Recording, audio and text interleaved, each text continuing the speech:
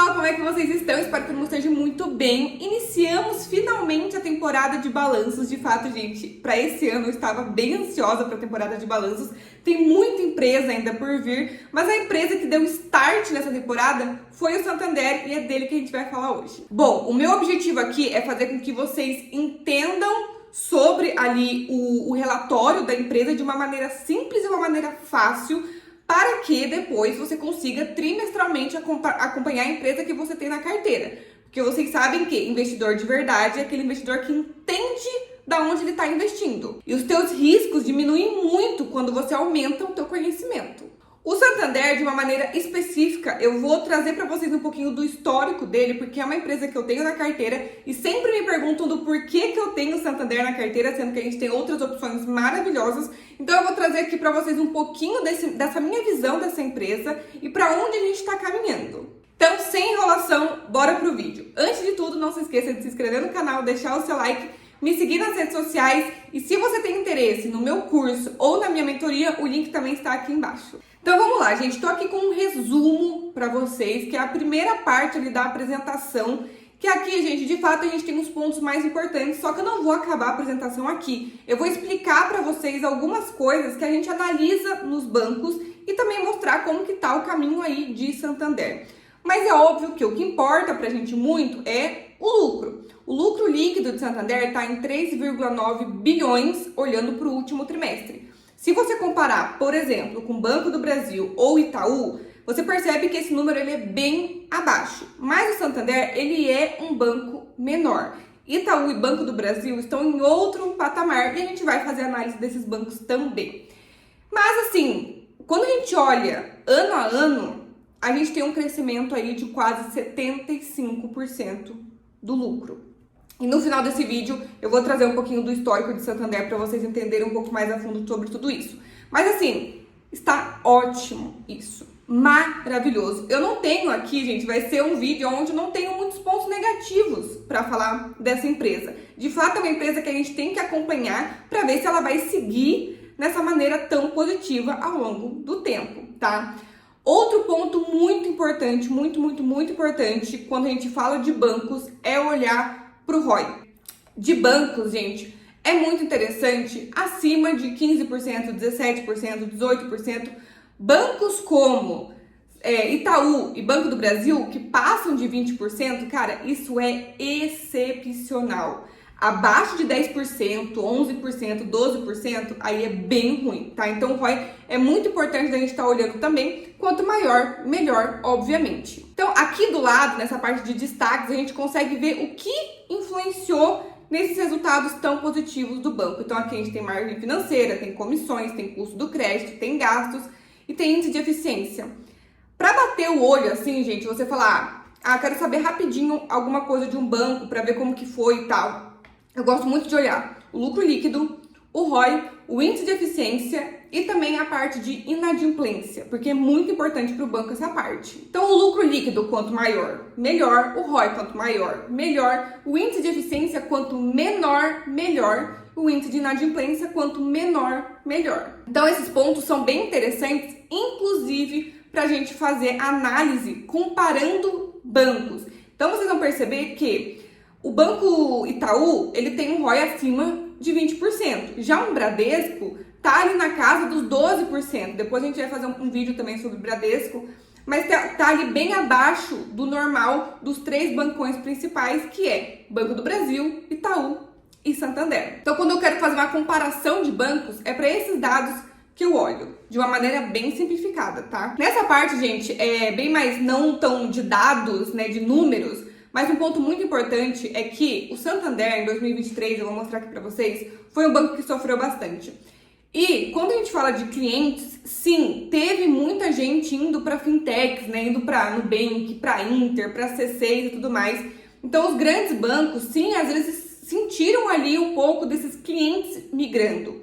Só que qual que é o ponto, gente? Quando a gente fala de cliente em um banco, a gente não pode falar simplesmente de abertura de contas, porque pense, quantos bancos você tem conta e quantos bancos você é cliente de verdade? Qual que é o ponto principal de um banco quando a gente olha para clientes, para a gente ver se está crescendo de fato clientes que utilizam aquele banco, é na parte aqui de principalidade. Então, quando a gente olha ano a ano um crescimento de 15% de clientes com principalidade, que é clientes que utilizam de fato o Santander, é um número muito positivo. De fato, o banco está fazendo algo para o crescimento dessa base de clientes, tá? Outro ponto muito interessante também é que eles estão vindo com um novo aplicativo totalmente reformado, não vai ser igual ao antigo, vai ser um novo aplicativo de fato, que estão dando bastante expectativa pra gente de melhorar a usabilidade ali do cliente, melhorar o acesso do cliente, facilitar muita coisa. Só que eles não deram muitas informações, só falaram que estão aí desenvolvendo. E essa parte tecnológica, gente, de fato, a gente tem que estar muito atento, porque os bancos que forem ficando para trás, as empresas que forem ficando para trás em relação à tecnologia, vão sofrer muito. Mas a gente vai conseguir saber mais sobre esse aplicativo no começo, no primeiro trimestre de 2025 ou até mesmo no segundo trimestre, tá? Então ainda vai um tempinho pra gente saber sobre esse aplicativo, mas nos mostra que o banco de fato está ali buscando melhorias. Outra coisa que a gente consegue ver também que cresceu bastante comparando ano a ano é a margem financeira, que aqui cresceu 16%. Gente, o que é a margem financeira? É a diferença entre a receita com juros cobrados dos clientes e o custo de captação desses recursos. Obviamente, então, quanto maior, melhor. Isso se deu bastante por conta do quê? Uma expansão do crédito, da carteira de crédito, isso é muito bom. E também, gente, o spread. O spread aqui, anual, subiu para 10,49%. Esse é um ponto positivo quando a Selic sobe. Spread, gente, é a diferença que o banco toma um dinheiro por um juro X e empresta por um juros Y. Essa diferença é onde o banco ganha dinheiro de fato. Então, quanto maior for esse spread, melhor para o banco. Então, aqui vocês conseguem ver, de fato, todos os produtos que o banco oferece e tudo mais. Então, a margem financeira acaba também sendo muito positiva e aumentando bastante. Então, é um ponto que a gente sempre gosta de olhar também. Aqui é um ponto muito importante que eu falei para vocês do índice de inadimplência, gente. Quando a gente olha o índice de inadimplência, pegando aqui principalmente esse primeiro quadro aqui à direita, a gente vê o de pessoa física caindo, o total aqui basicamente se mantendo ali em 3,6, 3,7, ok, e o de pessoa jurídica subindo. Isso é um ponto muito importante de a gente estar de olho. A gente está com uma Selic mais alta, as pessoas... Como a gente tem ali o spread, que a Selic mais alta auxilia nisso, com a Selic mais alta o endividamento fica maior e as pessoas deixam de pagar com mais facilidade. Então, não necessariamente porque a Selic está alta, que isso é uma coisa maravilhosa para os bancos. A inadimplência também pode aumentar. Como que o banco consegue conciliar tudo isso? Emprestando dinheiro para a pessoa certa, diminuindo o risco. E aí vem um ponto muito interessante que eu estou assistindo todas as teleconferências dos bancos e todos os bancos estão focando, e isso é uma coisa talvez um pouco preocupante, que a gente tem que estar de olho ali, é que todos os bancos estão focando em clientes de alta renda. E a pergunta que fica é, será que existe tanta gente com alta renda assim para ter todos os bancos como ali o principal? É meio complicada essa parte, mas de fato eles estão acertando bastante nisso, porque apesar daqui do pessoa jurídica ter subido um pouco, mas ainda estar controlado, o total aqui também está bem controlado.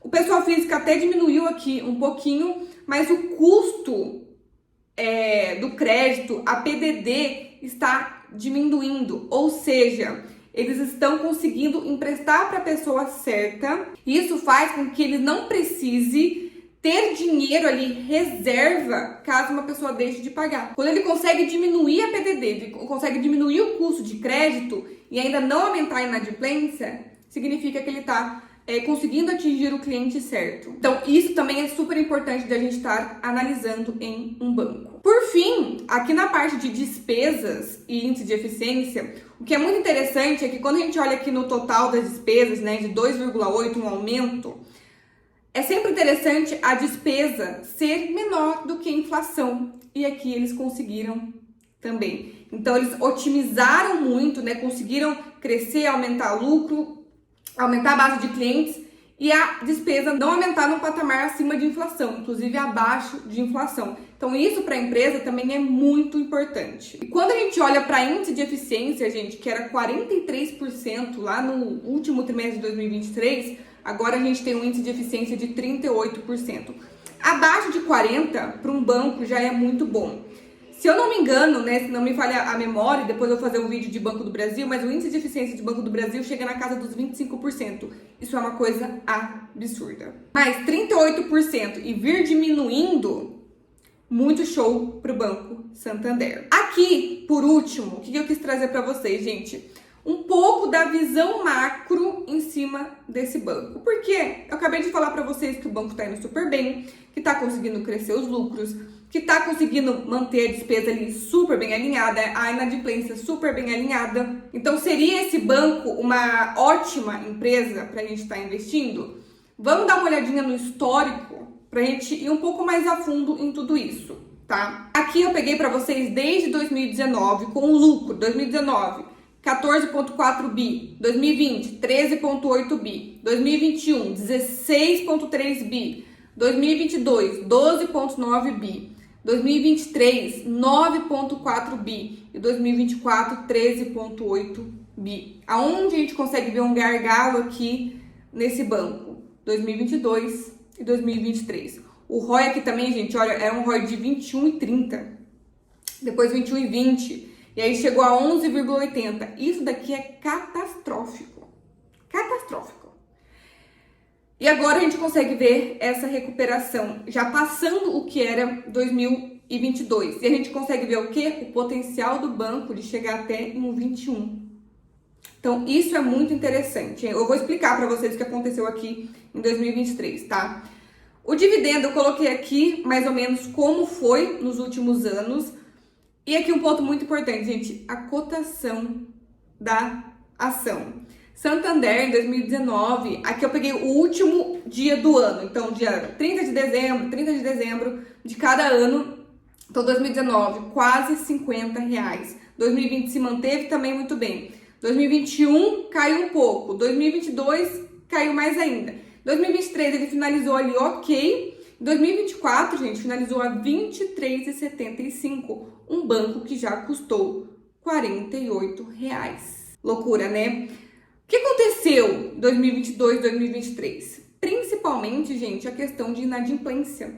O Santander, ele já foi muito mais arrojado em questão de emprestar dinheiro, né? E aí, se você empresta dinheiro para a pessoa errada, uma pessoa que não vai te pagar, que tem um aumento da taxa de juros, como a gente teve em 2023 e tudo mais, isso vai afetar a renda dessa pessoa, isso vai afetar a dívida dessa pessoa e ela vai deixar de te pagar. Então, a gente teve aumento de inadimplência, a gente teve o custo do crédito mais caro, a gente teve também um gasto maior para conseguir atrair clientes, porque estavam muitos clientes indo para essas fintechs. Fora que, gente, conta sim a desvalorização da ação para o mercado, para a visão que o mercado, né, que as pessoas têm daquela empresa. Quando a gente fala de Itaú, por exemplo, que é um banco aí que solta resultados incríveis, a gente vê na mídia que lucrou não sei quanto e bateu mais um recorde e tal, isso chama a atenção das pessoas, é mais fácil de você captar cliente. Agora, um banco que tá caindo, que cai de 48 para 28 reais, por exemplo, é lógico que isso vai afetar. Então, todas essas coisas, também teve um pouquinho da Lojas Americanas, né, que deu o calote aí numa galera. Então, toda essa junção fez com que a ação sofresse. E aí, você tem que pensar muito bem se faz sentido você ter na sua carteira ou não, porque os números ainda são bem menores do que um Banco do Brasil ou um Itaú, que pode ser uma opção melhor, uma opção mais segura. O banco ainda tem para crescer se ele sair de 13,8 e voltar para casa dos 16 bilhões. Mas o que me chama muito a atenção dessa empresa, gente, é que a gente consegue ver aqui no gráfico, né, que se a gente pegar de 2019 até 2023, como se a gente fosse traçar uma reta, tudo caiu, né? Teve ali, subiu um pouquinho, a parte aqui também de lucro, um pouco subiu ali em 2021, depois caiu. Enfim, mas a gente traçar uma reta aqui até 2023, a gente consegue ver que basicamente caiu tudo. Caiu lucro, caiu cotação, caiu tudo. Só que em 2023 a gente vê o quê? O aumento do ROI e o aumento do lucro. A gente vê o quê? Mais queda na ação. E aí vem um ponto muito importante, que é, se a empresa paga 7%, tem ali uma base de 7% de pagamento de dividendos em cima de R$23, de R$25, de R$27, e você compra essa ação, e você segue comprando, e ela bate na casa dos 48, o teu yield on cost, já tem vídeo aqui no canal falando sobre isso, pode ser excepcional. Excepcional. Só que o ponto é, esse banco vai voltar para casa dos R$50, ou que seja dos 46, 45, 35 reais, 32 reais. 32 reais já é mais palpável, vamos dizer, porque a gente chegou aí na casa dos 27 e pouco. Não tem como a gente saber. Mas é um banco que eu gosto muito, ele tem uma política de dividendos muito boa. Por quê? Porque ele manda dinheiro para fora. Eu fui agora para a Europa, eu vi Santander em Madrid, se eu não me engano eu vi em Paris e Londres. Agora eu não vou lembrar de cabeça em quais lugares eu vi. Então, existe toda uma rede, né, um banco internacional que ele tem que mandar dinheiro. Então, ele tem que, faz parte da política dele, distribuir dividendos. O payout, que é a porcentagem do dividendo, não é tão clara assim, mas normalmente fica na casa dos 40%, 50%, 45%. Então, fica nessa média. Então, eu gosto bastante desse banco. Quando eu vejo resultados assim, de que sim, o banco está se recuperando, é muito bom. É lógico que a gente quer pagar barato, né? O banco já subiu aí seus 6% desde esse resultado, né?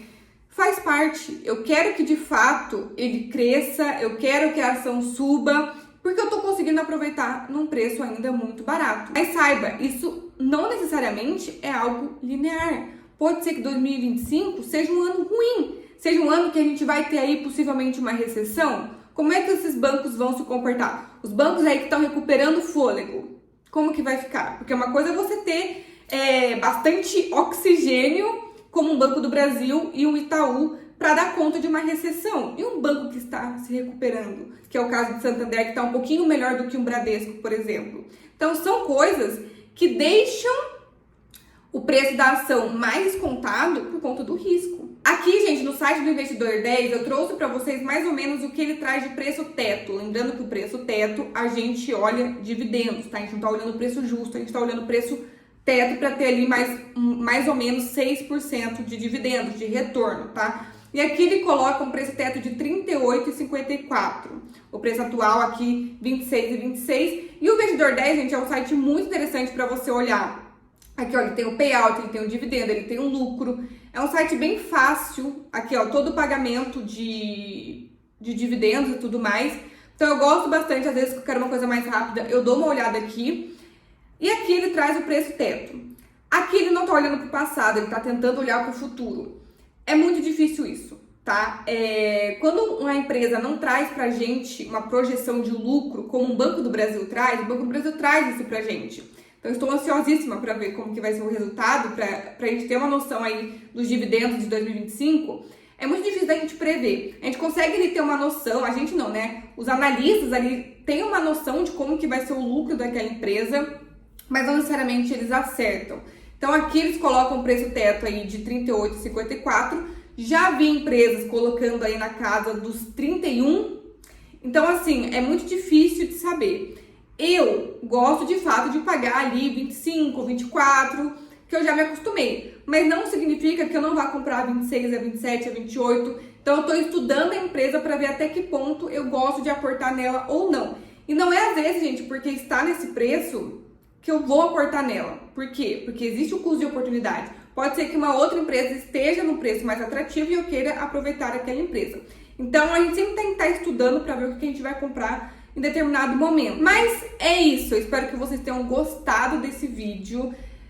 Deixe seu comentário aqui, deixem as suas dúvidas, o que vocês querem ver nos próximos vídeos. Qualquer coisa, sua dúvida pode se tornar um vídeo de eu conseguir explicar para vocês melhor, às vezes um indicador que vocês querem saber mais. Mas é isso, contem comigo. E mais uma vez, não se esqueça de se inscrever no canal, deixar o like, me seguir nas redes sociais. E também, se você tiver interesse aí na minha mentoria, no meu curso, o link está aqui embaixo. Um beijo e até a próxima!